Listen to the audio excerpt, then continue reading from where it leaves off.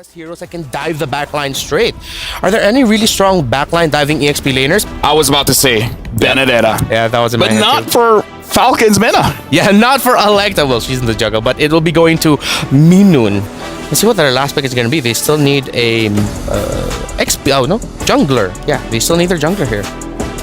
Oh, That is the jungle. oh, okay. She's showing out, yo, Alexa, I hear you like the Benedetta jungle. Yeah. Hey, guess who can use that too? Dude, that's a flex. That's a flex. If VSG gets a win here, it's sort of like a little bit of it's a huge flex on the Electa. And it's a CC for Falcons Mena. Why did I forget about the CC?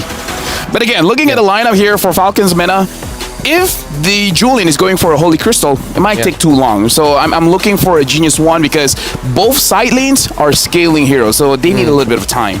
A little bit more time, but who can make time come faster for them? We're going to be seeing Clint make his debut here on the MWI stage. He has a lot of work cut out for him to go up against that Benedetta.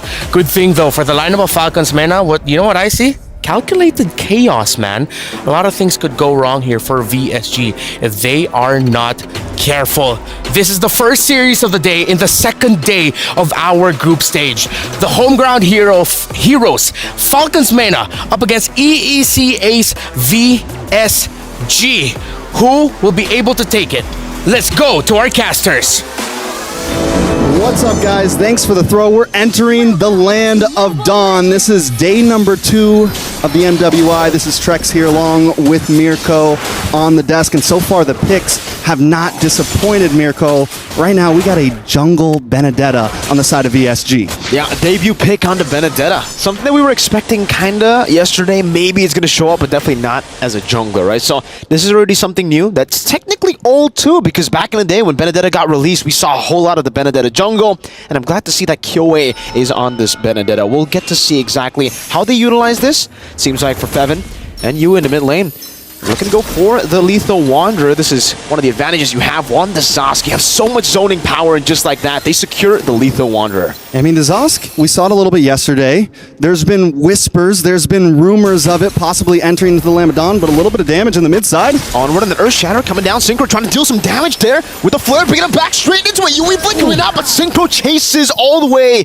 under the turret to pick up first blood. So first blood for VSG. Victory Song Gamer securing a nice early on lead. This is going to send Yui back. It's going to give them a little bit of an advantage in the mid lane, possibly able to rotate a little bit faster around. We got 30 seconds on the clock until Turtle.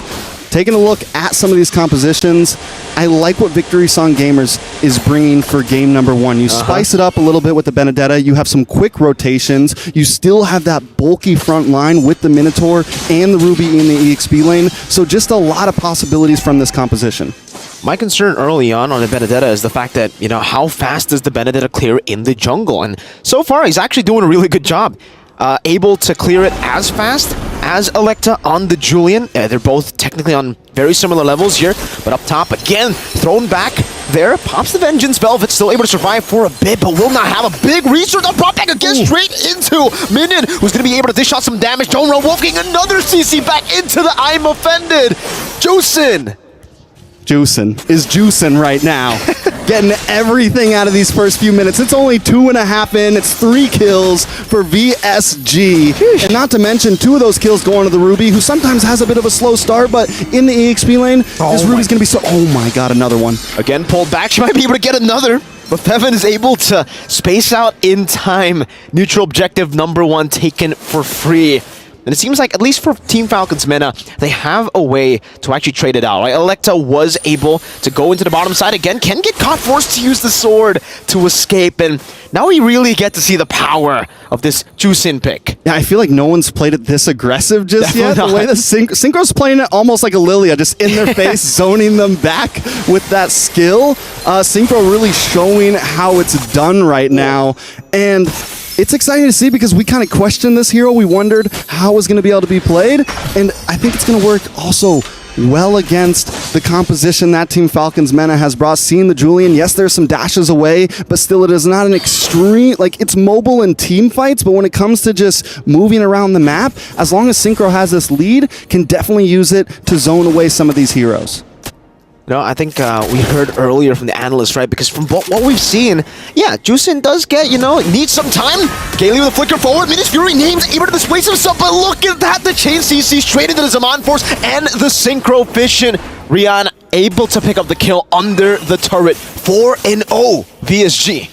The rotations right now, they're just going from top to bottom, clearing mid, keeping it simple, never too, they're not just staying in mid lane, right? Synchro is all over the place. Her and Gaily right now are everywhere, and more damage on the bot.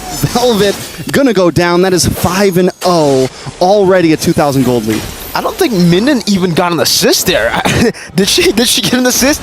It almost seems like Hyoe was able to burst Velvet down all alone, even with the Vengeance. So, the lethal ignition on the Benedetta bottom lane. Still, Rian able to pick up that gold crab here. His name's on the Clint. You expect the Clint to actually be able to shot some damage? You can see again just how much pressure Synchro can put on to Yui. Minen rotating forward over on Wolf King. And now I'm offended, but Yui is able to flicker out in time now. Her Shadow Flicker combo straight into the Primal Wrap, but it's under the turret. No! Saman forced to play with the quick draw. Rian still able to escape. Gaily rotating forward, able to disengage and save Rian. Beautiful timing from Gaily there. Beautiful play from Rian, but we're starting to see Mena kind of pick up the pace a little bit, look for picks of their own. Now it's first turtle. Team Falcons Mena probably not even going to want to contest this. They're too far behind. Taking a look at some of the heroes, at some of these girls. Electa, Fevin, both deathless right now, and I think they're going to need to step up the pace. They're going to need to look for something. We do see the Sky Piercer come in for Kyoe. Uh-oh. No flicker. Minus Fury knocking, straight into the blades. Kyoe able to take the kill, now going in with a final blow as well. Knocking him down. Kyoe picking up the execute on the Sky Piercer. Dominator's Ascent to try to chase him down, but really for Yui, they can't really go for the chase. Not at all. Perfect timing for a gank like that. Right when she gets the Sky Piercer, let's go in, pick up a couple kills, get some stacks on there, get under the tower, super aggressive. They get the knockup. You get the ultimate with Synchro. I mean, just the way that VSG is moving around the map right now as a group, looking for their picks, but still controlling their lane, still making sure they're getting their minions. They look like pros right now. They are, right? I mean, just looking at how they're able to path around the map. Gaily again, just trying to sandwich names. It's very hard for Clint now. If Clint falls behind in the early game, now again, Rian just jumping forward into the knockup now. Names forced to flicker just as she gets it back up. And she loses a turret, tier 1 in the bottom lane. No trades for now. They were able to get a turret down below before, so technically it's now back to equal on turrets. But if you take a look at the gold lead, tells you a whole different story. Okay, so we've been talking a lot about VSG because of how well they have been doing. Team Falcons Mena, what is the win con at this point? They do have the Clint. They got to kind of get into some late game territory. Because he took those 2 deaths, it's going to be a while.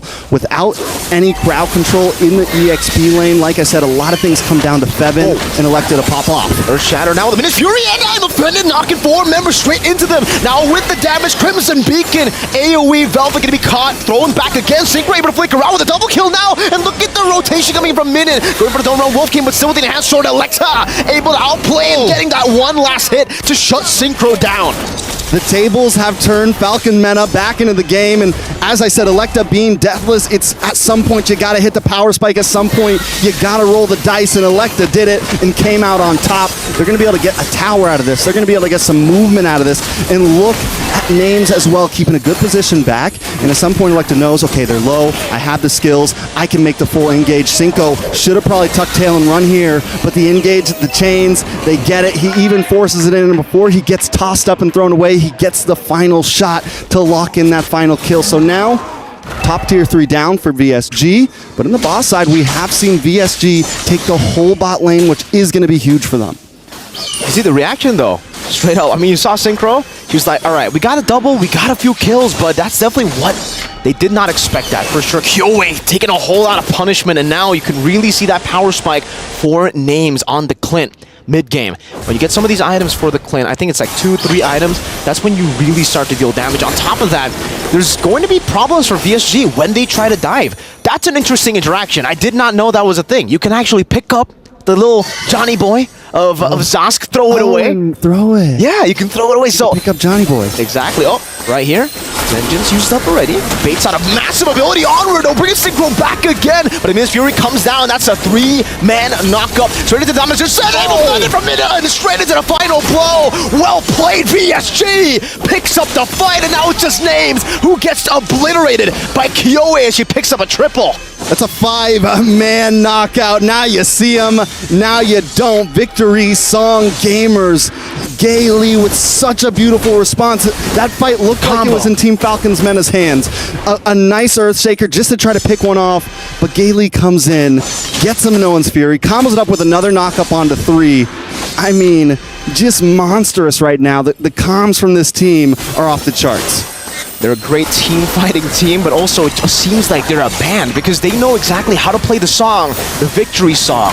Kaylee with the drum smacking down and straight into that beautiful orchestra of abilities. Now, Feb going to be caught, still able to pop in the Primal Wrath, deal some damage. Kyoe in the back, able to survive. Meanwhile, Rion is going to be taken down under the turret, taking too much punishment from that tier 2. And VSG, they fall back for now. They lose one member. It's a gold lane. But still for Kyoe, she's eating real good. Now in the enemy jungle, 2,000 gold ahead of Electa. Okay, what's going to be big for Team Falcons Mena here is luckily Names is not too far behind. It's only 800 gold. Looks like we're now getting into that Malefic Roar, and I think once she gets that third item in, and she can stay in that box, which is kind of what Team Falcons Mena has built here. You have the Zask who can zone away, you have Fevin who can get some CC, you have Electa who can do a bit of damage, but as long as Names can stay in a good spot, we're starting to see the damage come out. And Victory Song Gamers, if they want to win this, they have to be careful of how they approach these big pushes, because once they get into the bottleneck of those inhibitors, that's where it's dangerous. That's where Names can really just kind of huddle down and get a lot of free shots off. And now it should be for free here. Team Falcons Mena, they're way too behind to actually contest for this Lord. It's the first Lord of the game. Technically, if we take a look at Team Falcons Mena's composition, they still got a lot of good wave clear, right? They got that Zask, they have the Clint as well, so it's a good decision by them to leave this to Victory Song Gamers, not really go for the contest. Because for VSG, I think at this point of the game, it's the way that they can actually bait these members out of Team Falcons Mena outside of the base, because I think for Team Falcons Mena, that's their key win condition. They need to stay in their base, they need to play with their range, and they need to bait out some of these big abilities from VSG. All right, now, Ward's going to be coming soon. I think if they can get 2 inhibitors out of this, it's a huge win. They don't have to finish things now. With Names finally getting in some of those third items, they should be able to clear fast. We're already seeing the Lord getting melted down. With the first Lord, now it's a Bond Force popped in. Rion doing some damage onto the base turret. Electa walking up, able to get out with the enhanced sword. You can see that the wave clear is still there. They're still able to defend for the base turret at least now. But there is going to be another big minion wave coming down. Still buffed by the Lord. Electa standing forward there. Gotta go for the knockup there. Synchro with the Lantern, unable to go for it. Now Min and I'm offended, not connecting. Earth Shatter and the Flicker combo. Straight to the onward, but now it's into the Crimson. Blast into the back. Gaily also with his Fury straight into the damage once again. Min survives. Rion picks up a kill, and now it's just Velvet and Names left to defend. Velvet taken down. Kyoe, an absolute beast of an assassin on the Benedetta. Names, one cowboy versus 5 Victory Song Gamers, and you can hear the drums of victory, you can hear the song. They're gonna go straight for the base, pick him up, throw him back, and then execute her in the base. That's game number 1 for VSG. Execution is a perfect adjective for that one, a perfect verb for that one, because VSG Kyoe, I gotta put the highlight on her, 9-0-3 on a pick, not just a first pick of the tournament, not just a Benedetta first pick of the tournament, but a first pick of the tournament that no one expected to be in the jungle. Showing something different, getting this pick and making it work so well. 9-0-3 Kyoe just got a lot of fans. She already has a lot of fans. You know, I think VSG, they have a lot of fans already from their performances. And now, technically with this is a statement to the world now at MWI. We're here as contenders. We're not just here to participate. We're here to conquer. We're here to play our victory song. And we're gamers. I mean, because the way they played, too, was just amazing. They were able to combo up so many team fights, able to do so many great things. But that's enough for me. We're going to toss it over to our wonderful experts, our analysts on the panel. Team Falcons Mena dancing to VSG song The Key Away. The Benedetta jungle was highlighted, but first we have to begin with the Jushin and the Minotaur. Gaily and Synchro were perfectly in synchro, applying the pressure throughout the early game. I gotta say, honestly, the casters talk about this, right? If you're looking at VSG, looking at their lineup, they have a lot of big ults, like the Zaman Force, the Minnow and Fury, even Synchro with the Crimson Beacon. There's a lot of control when you're looking at this team. And when we're looking at Falcons Mena, look at every single time they engage, especially when it comes from Fevin. She forces the engage. When she has the flicker, she'll go for it, right? That's good and bad. It's good that you have the mentality, the courage to start something, but at some point you have to understand you're going up against a lineup that wants to start a team fight. Yeah. So when you, the opponent, starts the team fight for them, it helps them out. Like in this particular clip, you see throwing the Minotaur towards the team, where the Minotaur just has an easier time to set up the Minnow and Fury. So this is one of those cases where you're going up against a draft like VSG. You want to bait out as many abilities as you can. If they use the Electrofiner Blow early, if they use the Zaman Force early, kite away.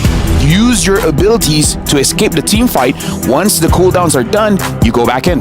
Yeah, that's exactly what we saw in that one crucial team fight wherein the members of Falcons Mena started the team fight despite them being quite low. Oh, no, they didn't start it. It was the members of ESG that started out the fight. Then the members of Falcons Mena responded to it accordingly, even though they were down like 3 to 5k gold at that point. And they were able to turn it around, as you said. But then in the end, when they were the ones initiating, that was just great timing and counterplay by Gaily, and then eventually, of course, by Kiyue on that Benedetta. Because once everyone else has entered, Benedetta says, all right, my time to shine. Yeah, for you guys at home, if you guys are watching the screen down here, we can definitely see a lot of the plays. Kiyue, yes, is amazing with the Benedetta, and I kind of feel like she has a lot more in her pocket. There's more heroes that she can use. In this kind of lineup, there's a lot of crowd control that makes it very difficult for the lineups of Falcon Mena to actually really do anything. So it's all about execution. It's easier said than done. But for game number 2, they got to really look at the win condition for VSG and try to get it out of the way, making sure that they don't achieve that win condition, and then you try to fight back. Because looking at the winning condition coming in from Falcon Mena, they have scaling side laners. You kind of don't have a choice. You got to wait it out. Let's see one of the main winning conditions of the winning team with our PlayStation MVP. I wonder who is it going to be. Is it going to be the jungler that had 0 deaths? I feel like maybe, but definitely it is Kiyue. KDA of 12. That is a singular number because yes, that is no deaths on the side of Kiyue. If I'm not mistaken, that is a final stat line of 9 kills, 3 assists, 0 deaths. Was it purely just great timing by Kiyue as to why she was the MVP?